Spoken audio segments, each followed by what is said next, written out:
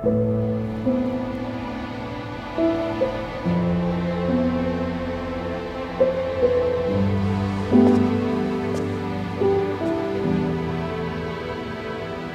君，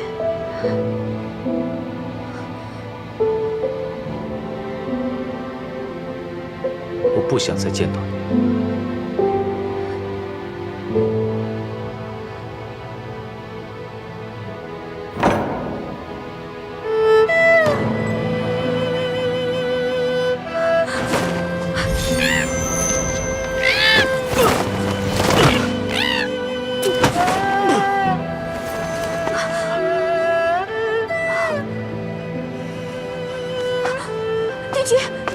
帝君，你怎么了？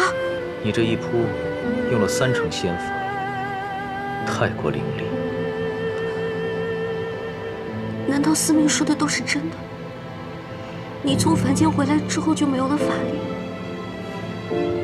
不错。那你为什么不告诉我呢？有什么可大惊小怪的？为什么不能大惊小怪？像你这么厉害的人，要是没有了法力，如果有一天遇到危险的话，我在天宫能遇到什么危险？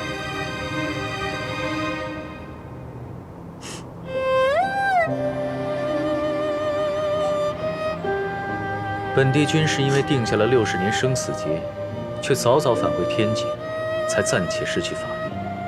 就算是我，也不能逆天而行，你知道吗？不过，最多1、2年也就好了。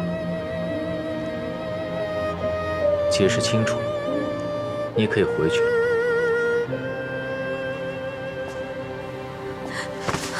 帝君，你不理我，是不是因为3生石上没有你我的名字？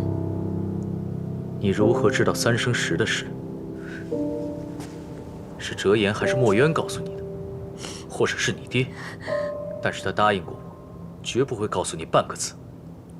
都不是，是司命找来天族的史记，上面记载了你禅让君位的事情，是不是真的？你自己亲手在3生石上毁掉了自己的姻缘，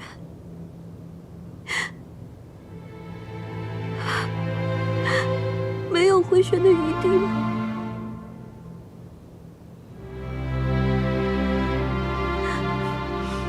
我不信。不信也无用。3生石定天下姻缘，上面不会有我的名字出现。不只是你，任何人都不会和我有姻缘。不信。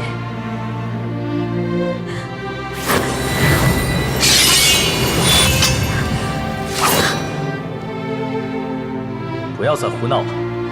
我就不信3生石上不能有你的名字。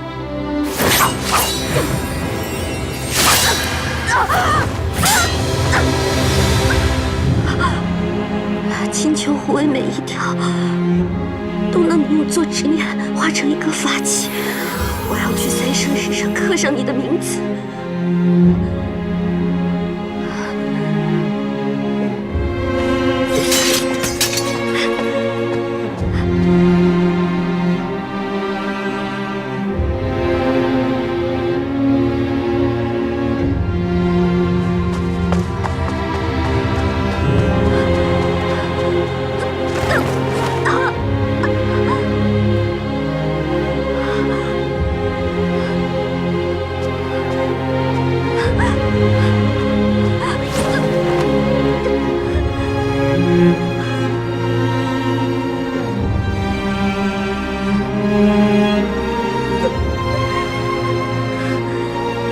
那时四海八荒，战事不断。帝君身为天地共主，定仙神之律法，掌6界之生死。为了让自己无懈可击，亲手毁去了自己在3生石上的名字。这3生石是定天下姻缘的，在那上面没有了名字，此生都不会有姻缘出现。所以，帝君无论在世上活多久，终将是孤家寡人。他不是真的没有七情六欲，只是那3生石没有他的名字。无论发生什么事，对他来说，都只是一场孽缘。小天下，孽缘是什么，明白吗？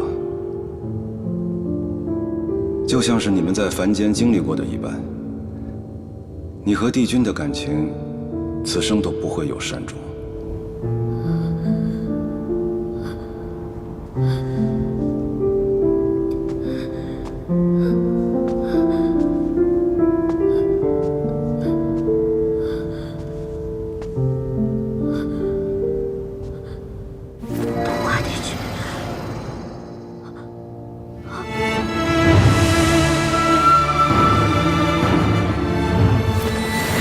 帝君，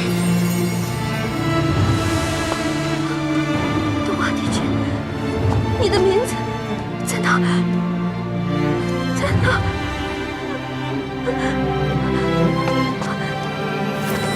百草球，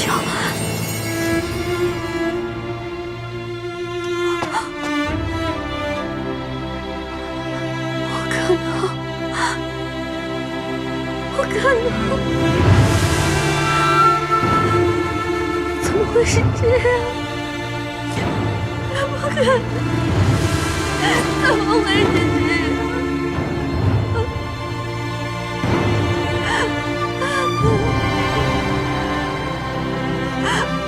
我爱的是东华帝君。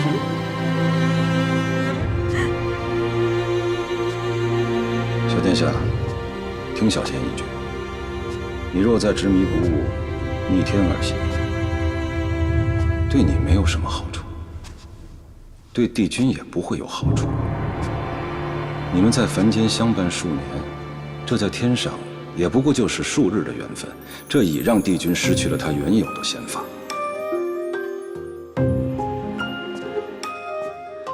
虽说这是暂时的，再过1、2年，帝君便会恢复他原有的法力，但这也是一次警示。如果你执意留在帝君身边，你和帝君还不知道会有什么样的孽报。小殿下，回头是岸。花纷落，因为你来。为什么？我眼前的泪斑驳，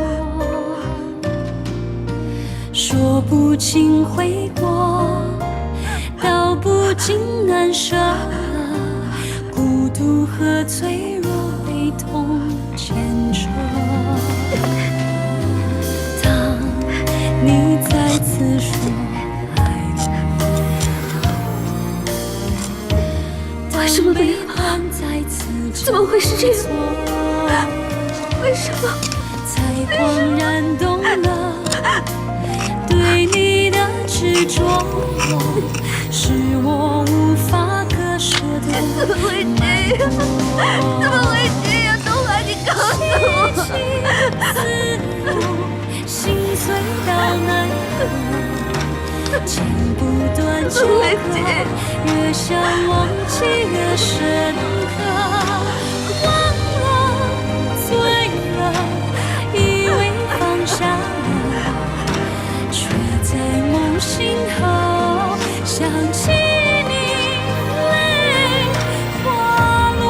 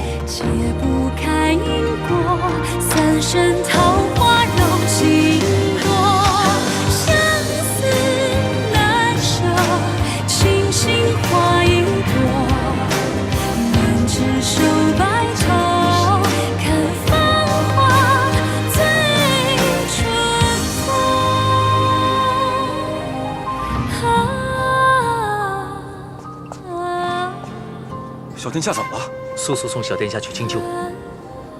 九尾狐断尾之痛，非常人能受。按规矩，天族使姬不能拿出九重天体。你身为司命星君，知法犯法，自去普化天尊拿出领罚吧。小仙甘愿受罚。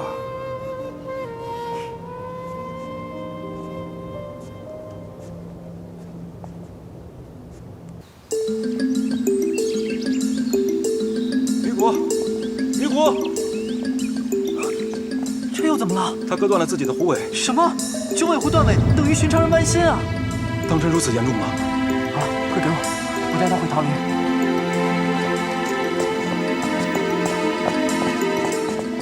别跟着我。上神，睁眼上神。四叔，四叔，我真糊涂，他们都去昆仑虚了。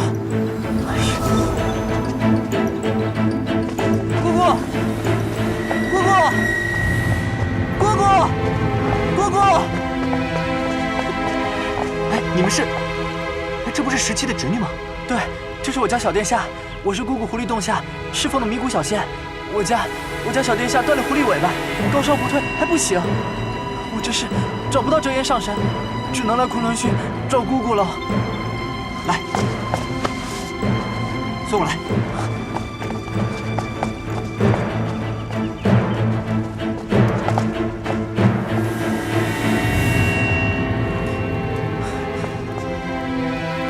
怎么还不来啊？他们怎么还不来啊？放心，我已命人去找了。哎，他醒了。小殿下，你醒了，是不是很疼啊？17，迷谷，到底怎么了？从昆仑虚回来的时候不还好好的吗？不是因为那个东华帝君，小殿下哪次受伤，不都是因为帝君？什么意思？司命把他抱回狐狸洞时，说他割了自己的狐狸尾巴。四哥，你看这孩子，真的是不把自己性命当回事的丫头！快想想办法给他止疼啊！这种断尾之疼，疼也能把他给疼死。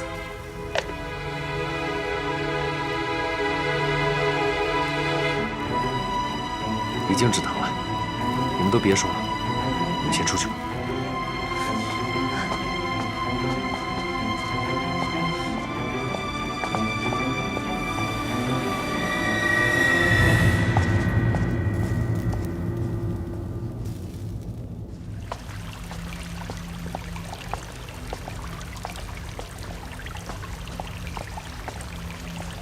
帝君此刻又来做什么？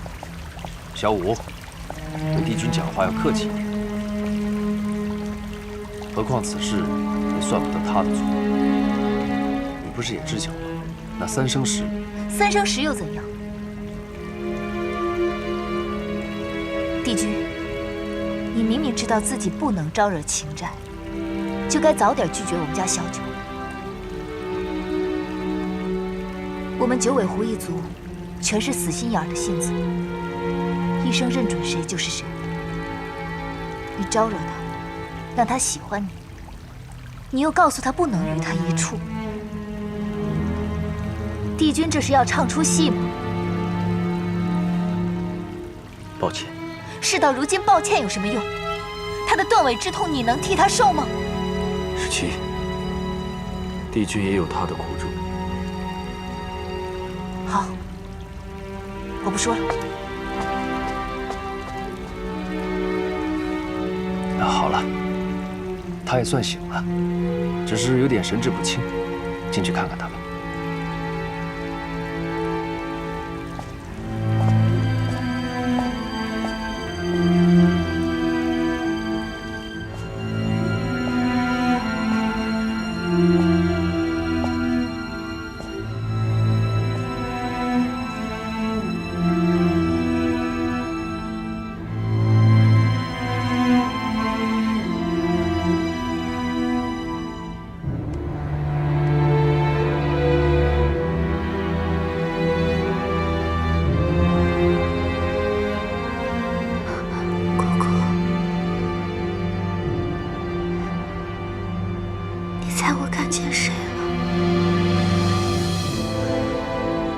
心心念念的东华帝君。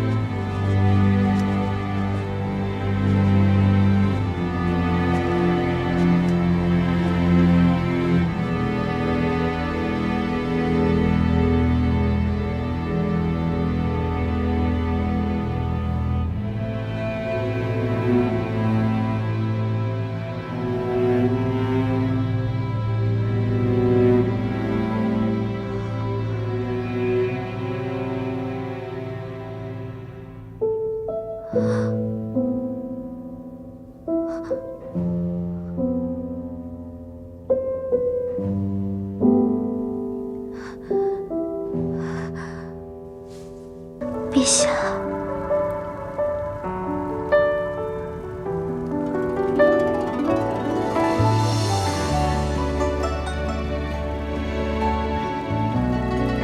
九儿，你陪九儿回来，九儿很开心。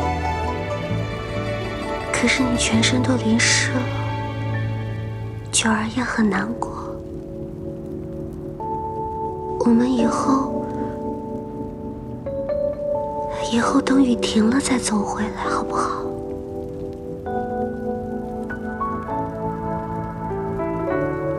好。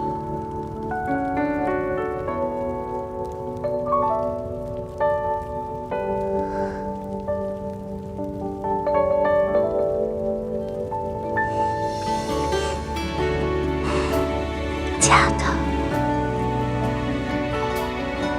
什么假的？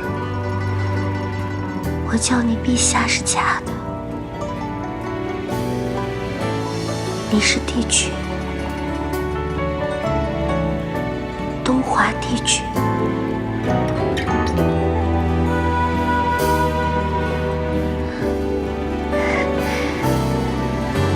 你还是这样好看，你在凡间的样子有些丑。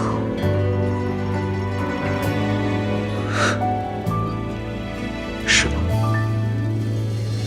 本帝君会丑吗？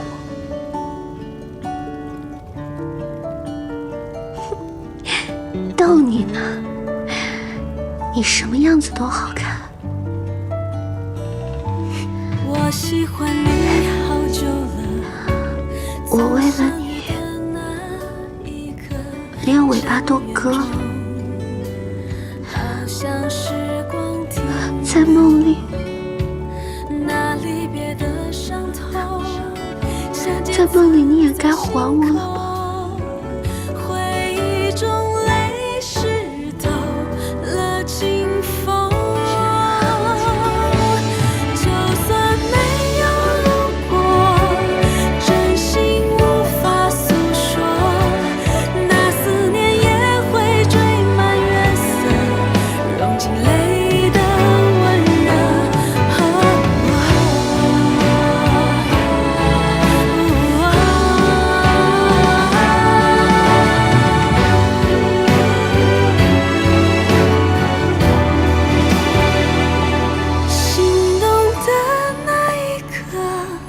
就算飞蛾扑火，也勇敢地痛着，深深地爱着。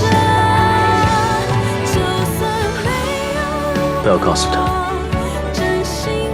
我曾来过。那思念也会追满月色，融进泪的温热。爱上你那一刻，也许没有结果，我也无怨无悔的为你执着。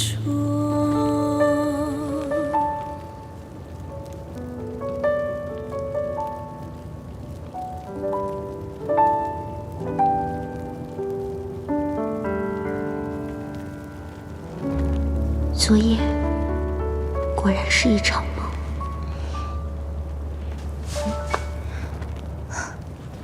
你醒了，小傻瓜。不许再做傻事了。竟然敢把自己的尾巴断了，还好有折颜在，要不你就是我们青丘一族第一只8条尾巴的小狐狸了。我爹跟我说过，九尾狐的尾巴有很多用，所以我想试试，它能不能在3生石上刻上我和帝君的名字。该说的话我都说完了，现在什么都说不出，只能叹气了。姑姑，你猜我昨晚梦见谁了？反正肯定不是我，对吧？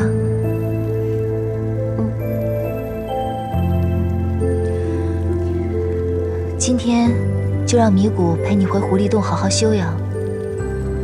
等我把师傅闭关用的丹药炼完了，我就回去陪你。不许再做傻事了啊！姑姑，你放心，断尾过一次，就仿佛死了一回。有些事情，忽然我就明白了。突然瞧不上他了？不，来日方长，我肯定会找到办法的。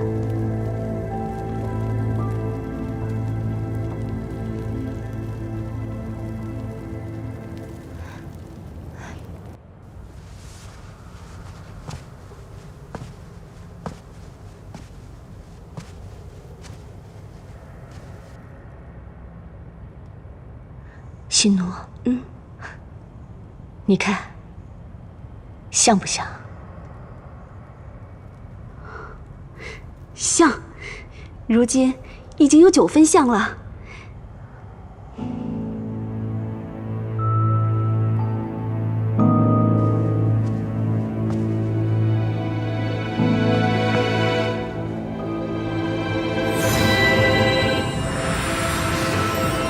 娘娘。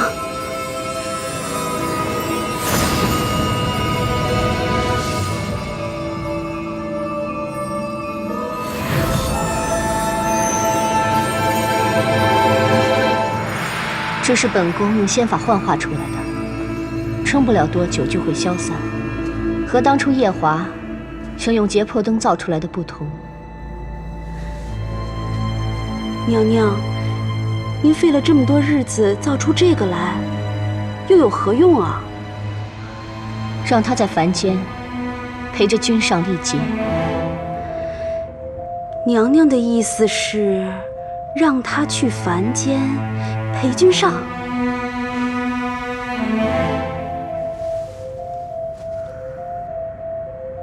我不是和你说过，那个白浅和我一样，最大的弱点就是爱上了夜华。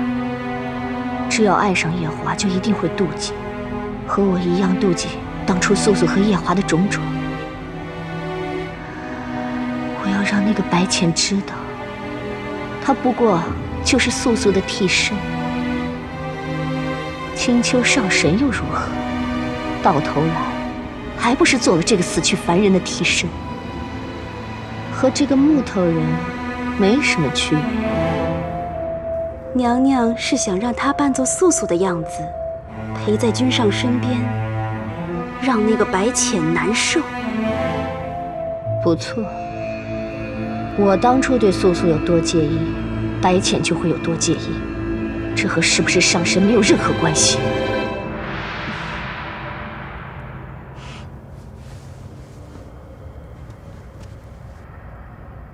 你从今日起，日日守着这个女人。若是看到白浅上神去看望君上，立刻来告诉我。是。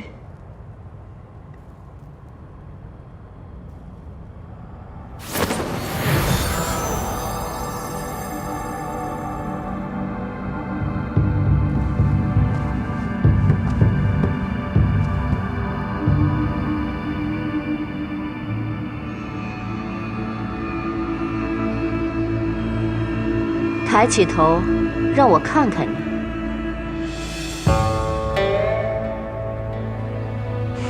那个女人可不是像你如此温柔，她性子可刚烈得很。不过没关系，君上在凡间已经失去了所有记忆，不会记得那个凡人如何。你从今日起就叫素素。是。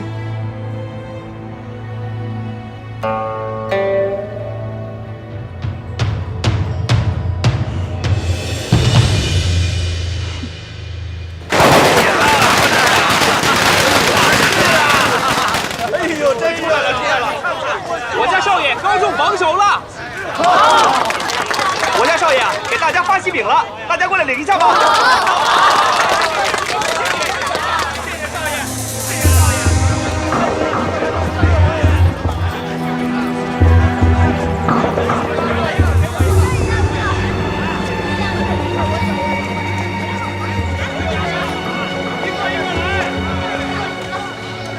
你来了。官人，是不是认错人了？你虽与他很像，却不是他。官人，可不可以请您发发善心，将我买下来？我现在需要一笔银钱，去安葬家父。既然小女和官人心中的那位女子极为相似，可不可以看在这缘分上，帮帮小女？少爷，我们回去吧，像这种人大街上多的是。官人，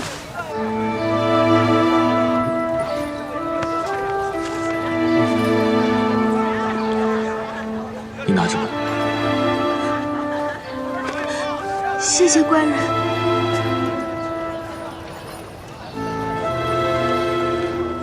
你家中还有其他人吗？没了，再无其他人。那你将你父亲安葬完，就来我府上吧。真的吗？当然是真的，我家少爷是状元郎，怎么会骗你？谢谢官人。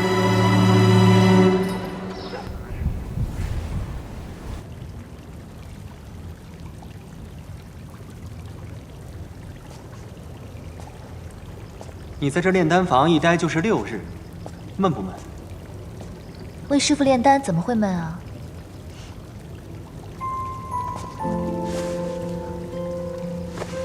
？16师兄，你还记得我们刚拜师的时候吗？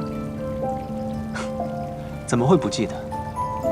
你我同时踏入大殿，同时想要拜师，就为了谁做16，谁做17，还争了好久。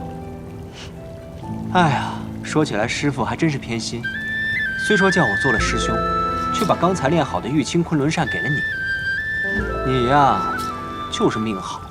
你还说，不就是因为那把扇子，我叫了你9万年师兄，你还觉得自己亏了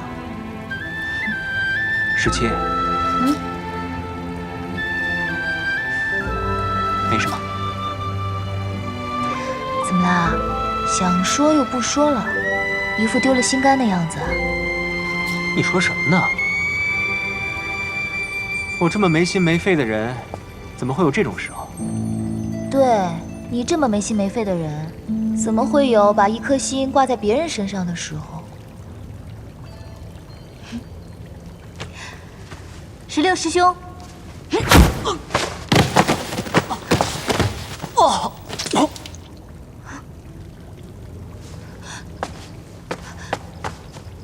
16师兄，你起来，你没事吧？到底怎么了？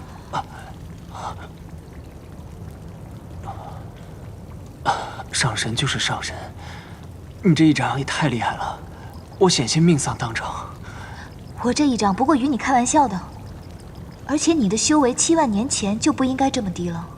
这7万年，你就算再懈怠，也不应该是这样的。到底发生什么事了？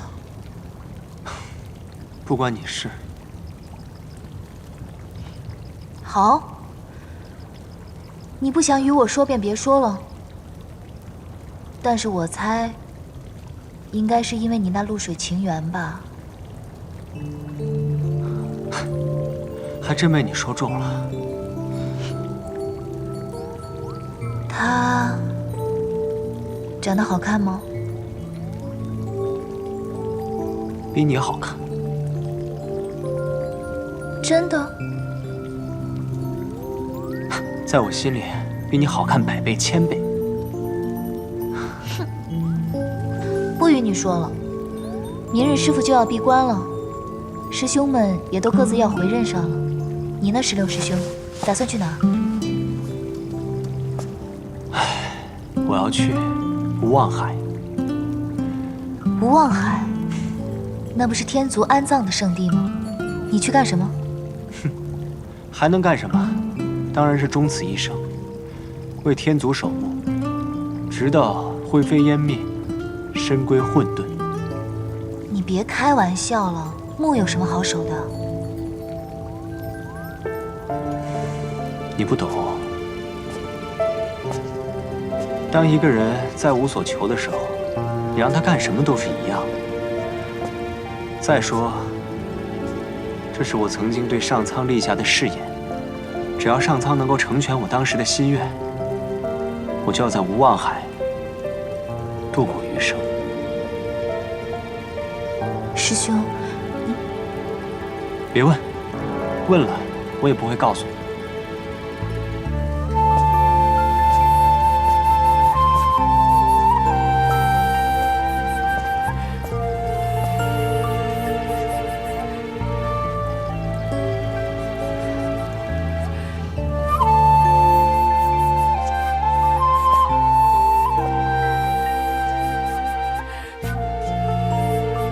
师傅，徒儿错了。喝了这么多酒，哭出来才好，否则郁结进肺腑，就可惜我这些好酒了。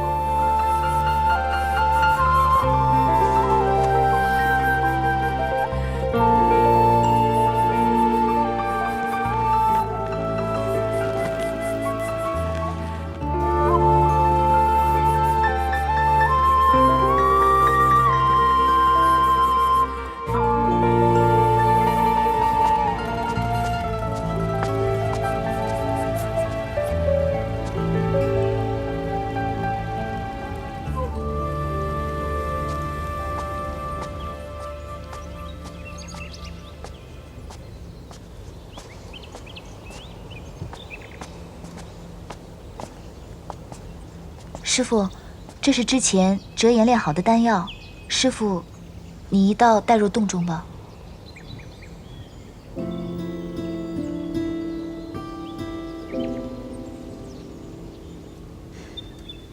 师傅，你还有什么要交代的吗？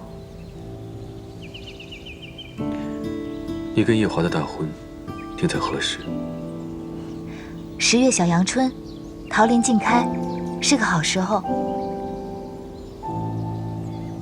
知姬，等你入了天宫，你便是太子的人。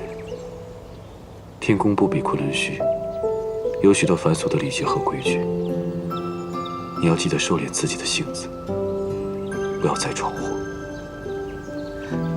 之前在昆仑虚的时候，我就一直闯祸，都是师傅您替我担着，这些我都知道，我一直放在心里。师傅您放心闭关吧，之后夜华他会照顾好我的，一定不会再让我闯祸了。我还等着师傅您早日出关呢，最好能赶上我们的大婚，到时候我一定为您磕个头，奉上一盏新茶。好，那师傅我先告退了。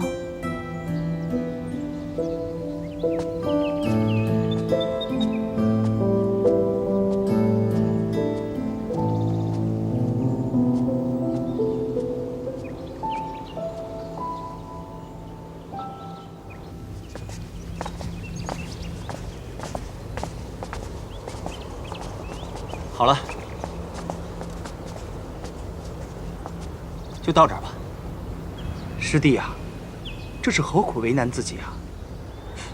我可是昆仑虚的弟子，墨渊的徒儿，自然是一言既出，如白染皂。再说了，那无望海是何等清静的地方，最适合我修行了。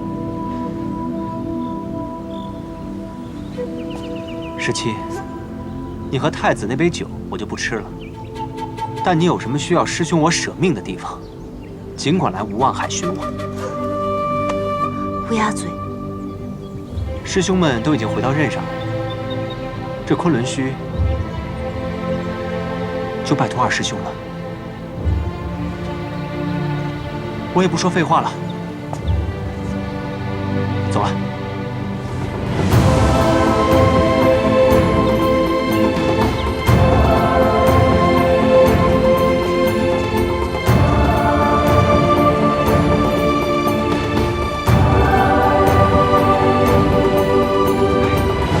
都回去吧。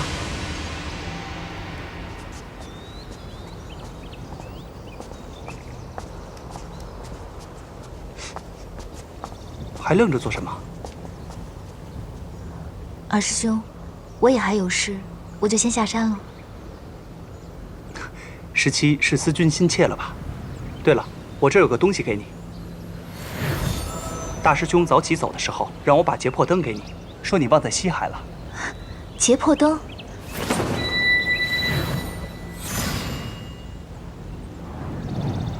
要不是大师兄帮我拿回来，我险些忘记了。这终归是天族的圣物，要归还的。在师父闭关的这段时间里，就辛苦二师兄照应了。瞧瞧，假客气了不是？那不只是你师父，也是我师父啊。如果昆仑虚有什么事情，一定要来青丘找我。我就先走了，二师兄。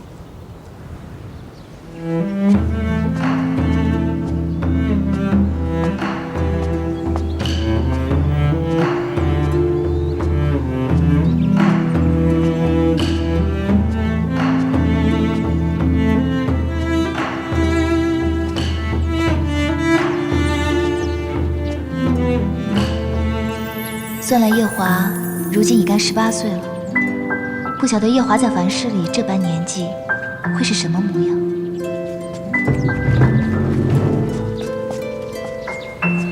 这位小哥，柳家公子可在？你找我们家大少爷？对，我找赵哥，他在吗？不在，他早就搬走了。这里不是刘府吗？他能搬去哪？自然是出去独自立府了。他才18岁，就独自立府了。我们家大少爷可是100年难得一见的神童，12岁就入了太学。5年前，皇帝爷爷开恩科，少爷随便一考就中了个头名状元。从翰林院编修平步青云，如今已经做成了户部的尚书大人，真是天纵奇才啊！姑娘，你若是寻他，就要去尚书府了。夜华，你还真不愧是天族太子，就连在凡间也是寻常人比不上的。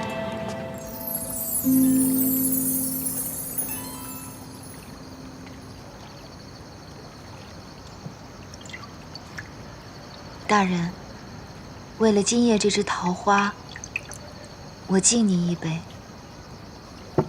好。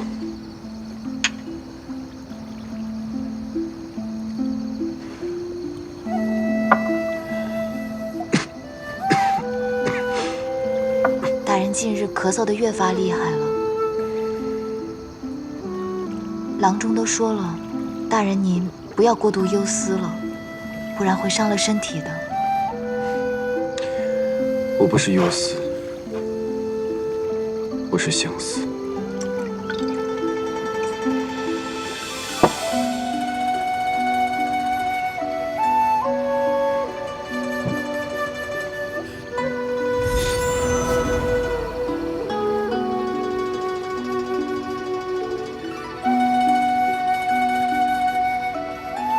6日不见，他当我的定情物白送了，果然给我惹了乱七八糟的情债。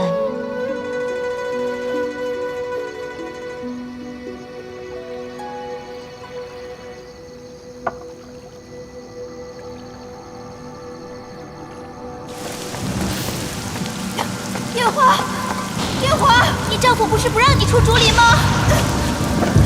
夜华。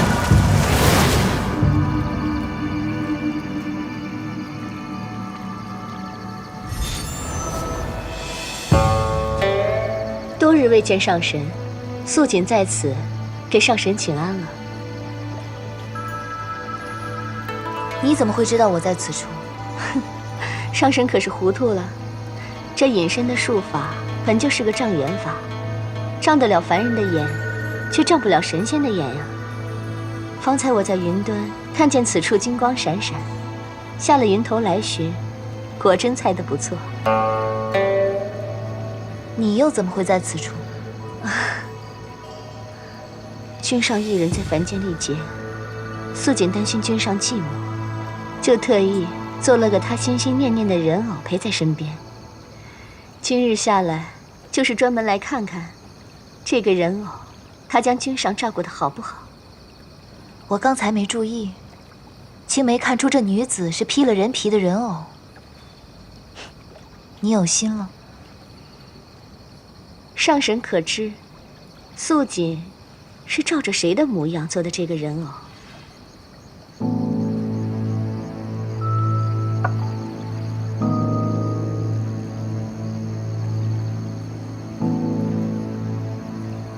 上神可听说过素素这个名字？你说的是阿离那个跳了诛仙台的亲娘？不过上神无需介怀，如今君上他只是个凡人，他是看不出他对面坐的是个人偶，能让他得一个成全，把心心念念的梦想给圆满了。待君上回归正身，依照君上的脾性，就算这个人偶长着素素的脸，他也是不会把一个人偶放在眼中的。你这分明是告诉我，夜华他现在已将这人偶放在眼中了。你就不怕夜华他回归正身的时候，想起你诓他这一段，怪罪于你吗？素锦不过是做了个人偶，放在君上府前的街市上，是君上一眼便相中了他，将他带回府中。若日后君上怪罪素锦，那素锦也无话可说了。可见，若真是将一个人刻进骨子里的喜欢，那即便是喝了幽冥司明主的忘川水，也还是能留得印象，转回头再爱上这个人的。这件事情，你倒是很有体会。素锦对君上一往情深，这九重天上的人都很清楚，自然是深有体会。对了，上神可知道，君上这300年来一直在用劫破灯，劫素素的气息。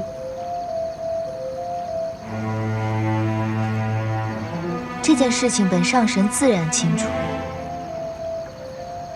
素锦，在这些小辈中，你最识大体了。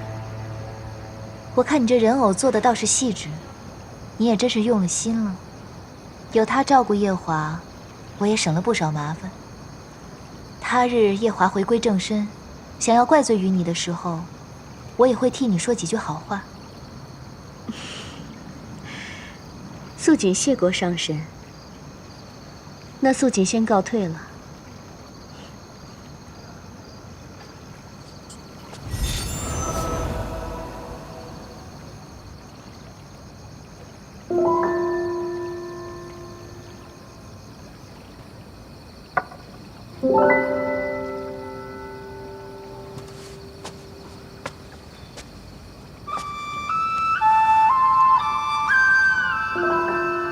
夜华，那日夜里我问你可否记得我，你全然没了印象。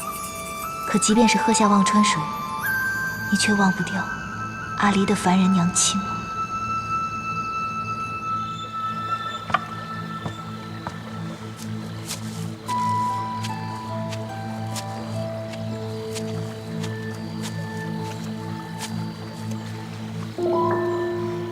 你不是在昆仑虚吗？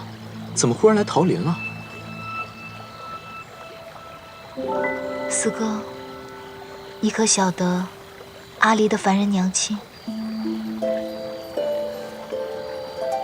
我倒是听折颜提起过，他仅在天宫与这个凡人有过一面之缘，后来听说早就去了，留下小天孙一个人。怎么，你没问过夜华？我自打知道夜华爱过一个凡人，我就一直不想提起这件事，所以没有问过他。这人都没了，你还计较什么呀？我也觉得同一个死人置气很没意思。那你还哭丧着脸干嘛？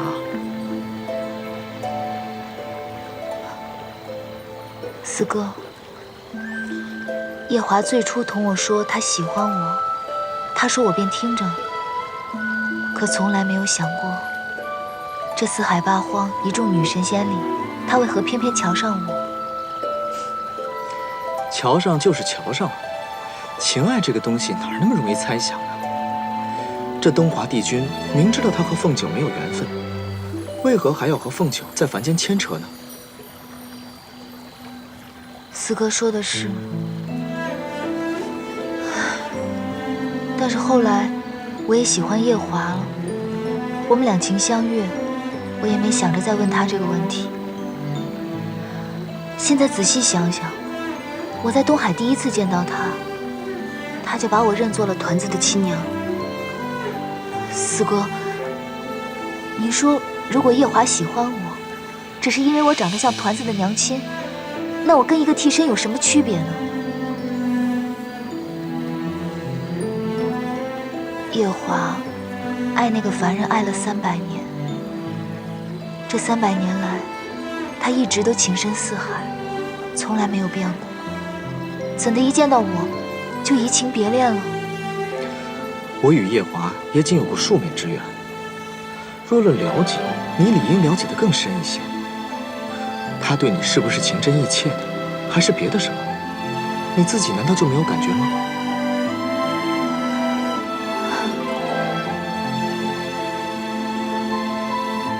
要不是今夜，我看到夜华与团子娘亲的人偶如此亲近，我是还可以骗自己，他对我是真心实意的。我爱夜华是因为我爱他这个人，但如果夜华爱我，只是因为我长得像团子的娘亲，他对那凡人的相思不得，转而求其次才找的我，他这种抬爱，我实在受不起。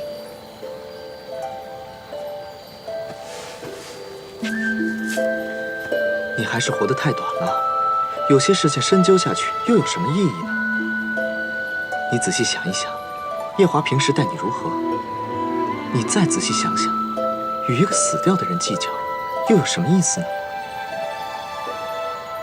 是，我不该活得这么糊涂。小五，哎，丫头，你干什么？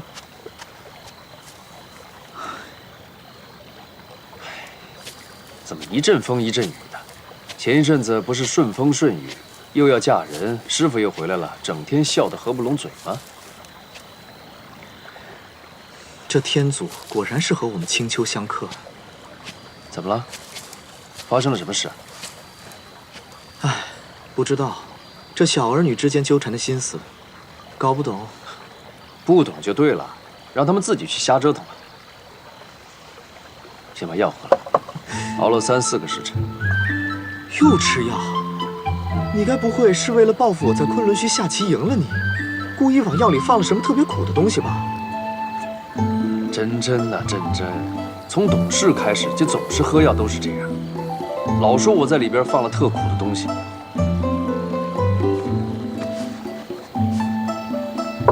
那特地跟昆仑虚弟子讨的，上好的桃花蜜。你把我当1岁娃娃哄啊？吃药配花蜜？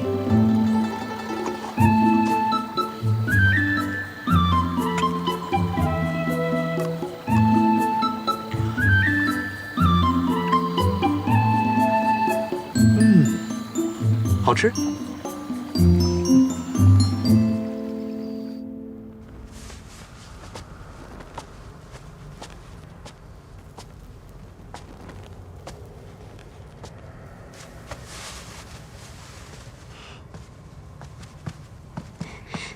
娘娘，如何了？哼，白浅上神亲眼看到那个人偶和夜华在一起，虽然看着很是淡然，却瞒不过我的眼睛。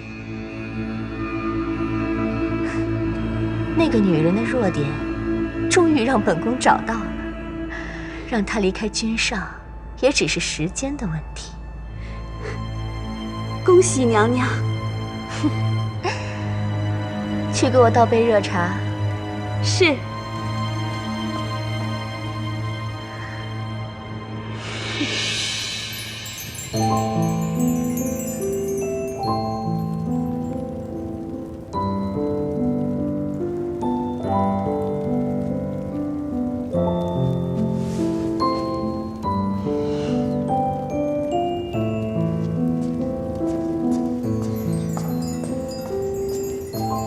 姑姑可要用膳。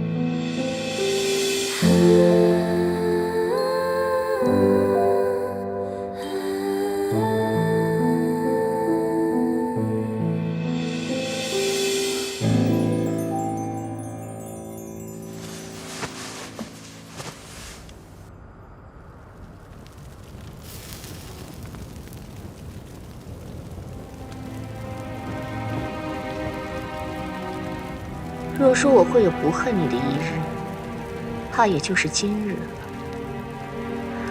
君上爱你入骨，想必你也不想看他娶旁人入这洗梧宫吧？素素，娘娘，若是君上回来，小的娘娘做个人偶骗他，怪罪娘娘，这可如何是好？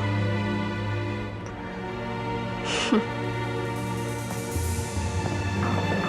我这一族7万年前是为了天族被灭，退1万步，君上还需要留下我来稳住各分支部族的首领。有天君在，有这么多分支部族的首领在，放心，本宫不会有事。是。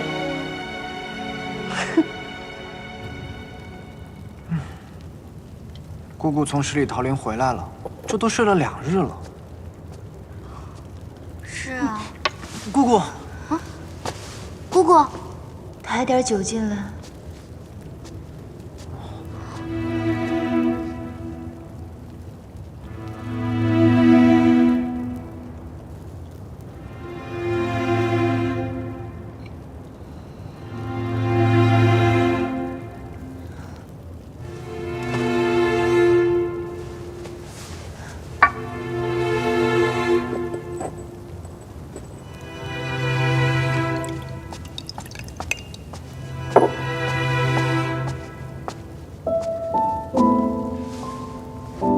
姑姑，酒来了。哎呀，你知道吗？几日前，我问夜华认不认识我，他说他不认得。然后呢，过几日，他就将另外一个女人带回家了。姑姑，太子殿下喝了忘川水，记不得姑姑也是应当的。记不得，那你可知道，他带回去那个女人，长得与团子的亲娘一般无二。素素，你也知道素素？我当初在天宫的时候，你别说了，我不想听。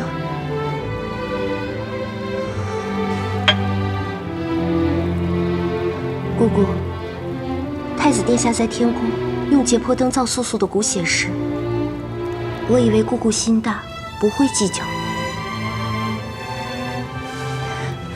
不计较，那是因为我傻。